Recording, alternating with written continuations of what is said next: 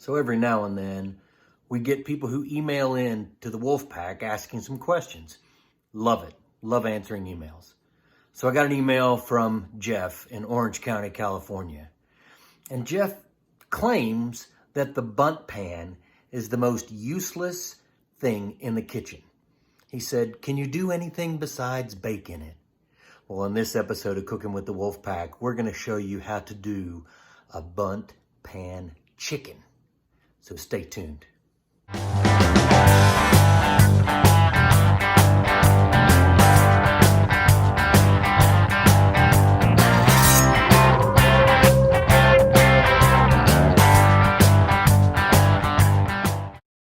Hey folks, thanks for coming by. John Bolton here, working on our Bundt pan chicken. But before I do, I wanted to thank my best friend Chris Wally. He and his wife Cheryl went down to Key West, Florida. They brought me this shirt from the Cuban Coffee Queen Company. That's the front. You're gonna love the back. I love this. It says, "Drink Cuban Queen coffee and do stupid things faster." Thank you, Chris. You'll notice that I wear shirts from restaurants and bars and places that I travel in my episodes just for fun. Today I got the Flying Monkey on from the Reading Terminal Market in Philadelphia. Anyway, thanks, Chris. Shout out to you and Cheryl. Let's get started on this chicken. So we're gonna do Bundt pan chicken. I know it sounds crazy, but it's true. Hey, isn't that a song? That's crazy. Yeah, Elton John, actually, I think. Anyway, we're going to take our chicken first and we're going to season it up. So let me grab some olive oil. Just regular, good old olive oil. I'm going to take our chicken. I washed him off, patted him dry. I'm going to put him in my half pan. I'm going to season him up with some olive oil. Just a little bit. It's going to help him feel good about himself and get a little shiny when he cooks. It's also going to help our rub to stick. Today I'm using a Hardcore Carnivore Red. Jess Prowse makes these products. I've never met Jess. I would love to. She makes a great product. I've used her Hardcore Carnivore Black on beef, and it is really super good. Even though it turns it black, it's really super good. So we're using the Jess Prowse Hardcore Carnivore Red today. I'm going to just sprinkle him pretty liberally on this in this half pan. Again, I love my half pans. Now, I'm going to turn him and I'm going to spray. I'm kind of going across. It's kind of like when you spray paint, you want to go one direction, then go the other direction. I just want to make sure he gets good and covered. So I'm going to have to turn him up on his side a little bit. Got under his little arm there, like a little sprinkle of powder. A little deodorant on this little buddy. What we're going to do is we're going to put him in the fridge, uncovered. I don't know, hour and a half. Till I'm ready to cook, I guess. But I want him to be nice and covered. Don't rub, just pat.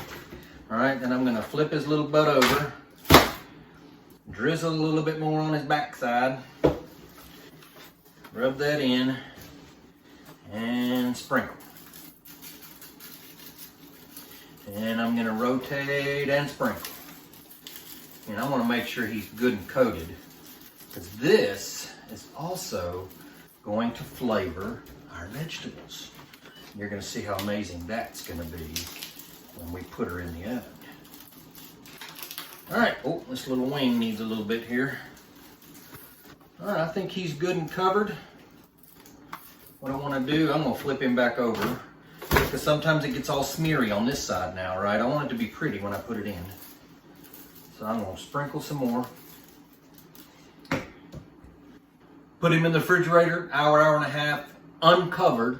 I want that skin to dry out a little bit, right? It crisps up a little bit more when you do that. So I'm gonna put it in the refrigerator just like this, hour and a half. We're gonna be back to show you some Bundt pan magic, so stay tuned.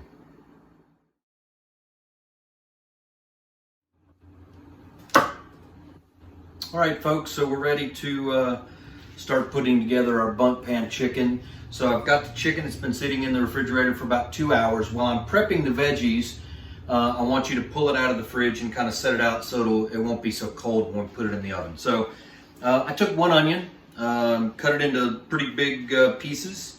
Again, I don't want it like minced. I want it like chopped, like rough chopped. Also got some carrots here. The little carrots you can buy in the bag. just like that. If they're too big, if you think they're too big, I'd just cut them in half like that. I've also got some red potatoes or new potatoes. I'm just gonna cut these in half, cut them in half again, and then kind of cut them into like 8 pieces or 6 pieces depending upon the size. Now you don't have to cut them this small, but they're gonna cook better this way. Plus then you don't have to have a knife to cut them once you are eating it. So they're all, I'm making everything here bite size. So I took a clove of garlic, I smashed it, kind of minced it up a little bit here, so we're gonna add that for a little bit of flavor here in just a minute. Now, the fun part. I want you to take your hand and take some butter, and I want you to grab it like that. I want you to take your Bundt pan, and I want you to just kind of wipe it on the sides here. Kind of spread it all around. This is the fun part. Now, what you're doing here, yeah, you are making it where your food is not going to stick to the sides. Like when it roasts, it's not gonna like burn and fit, stick to the sides. But you're also adding some flavor here. So, because what's gonna happen is this butter's gonna kind of melt and it's gonna help season the veggies. So, there you go. Glove off. Now, before you put the veggies in, very important to cover the hole on the Bundt pan. So, take some foil. Take it, it's probably too big, so I'm gonna just kind of make it like a little square.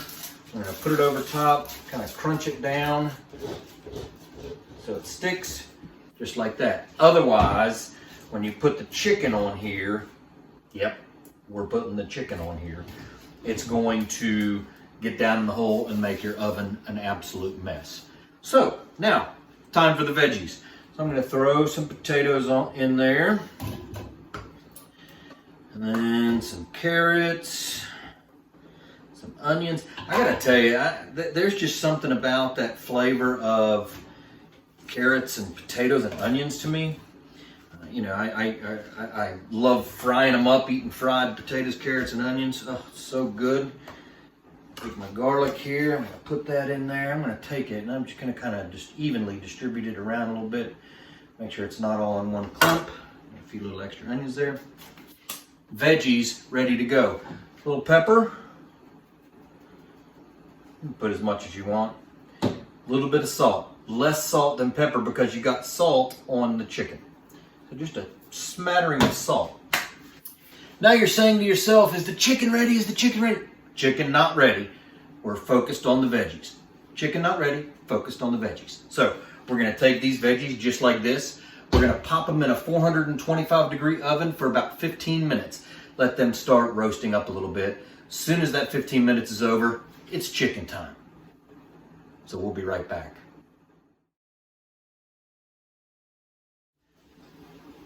Now for the super fun part. So our veggies have been roasting in a hot oven. Now I would recommend putting on, I took it out of the oven using this. It's hot. It's been in a 425-degree oven for about 15 minutes. So when you're putting the chicken on, be careful. Make sure you protect your hands. So I'm going to take our chicken and kind of like beer can chicken, I am going to put him on the Bundt pan. Like this. Tuck his little legs down and make sure, yep, look at that. He just sits there like he's meant to be there. Now I'm going to take a little bit of Jess Pryles Carnivore Red. I'm going to sprinkle it on the top here, just because he lost a little bit of his rub there on the top. But isn't that awesome? We're going to pop him back in the 425-degree oven for about 45 to 50 minutes. At 45 minutes, I'm going to check temperature with my probe. I'm going to check him into the thigh, deepest part of the thigh, and I want that to hit 165. So when we get to 165, 45, 50 minutes, maybe 55, I'm going to pull it out and I'm going to show you the coolest looking dinner you're ever going to see. So stay tuned. In case you're wondering, it smells awesome. Now I took it out, it took about 55 minutes. So I checked it at 45, wasn't quite up to temp. Again, I wanted 165 in the deepest part of the thigh. That means it's done. Now, please remember, I didn't pick this pan up out of the oven with these gloves. This is to kind of handle the chicken here in just a second. I've got the big oven mitt kind of gloves to take that out because it's going to be really hot, okay? So now what I'm going to do, it smells so good. God, I can't wait. I'm going to just lift it up off of the foils inside, no big deal. Gonna lift him up and put him right there. And I just want to, I gotta come around and show you. Look at the juices down there. Oh man. So I've got a one pan meal. So what I'm gonna do, now I let this guy rest for about 10 minutes after it came out of the oven. Always let your meat rest. I'm gonna take a spoon, slotted spoon. I'm gonna just kind of stir that up. See, what's happened is I've gotten some of the juice from the chicken that formed like a little, almost like a little gravy on the bottom. Like a pan dripping juice. So I've got veggies ready to go. One pan. Now I'm gonna take this guy and I'm just gonna put a wing on there. I'm just gonna cut him. Oh man, look at that. Doesn't that look good? I cannot wait to take a bite of this. In fact, I'm gonna take a bite right now. So I've got my fork here. I'm just gonna take it very tender.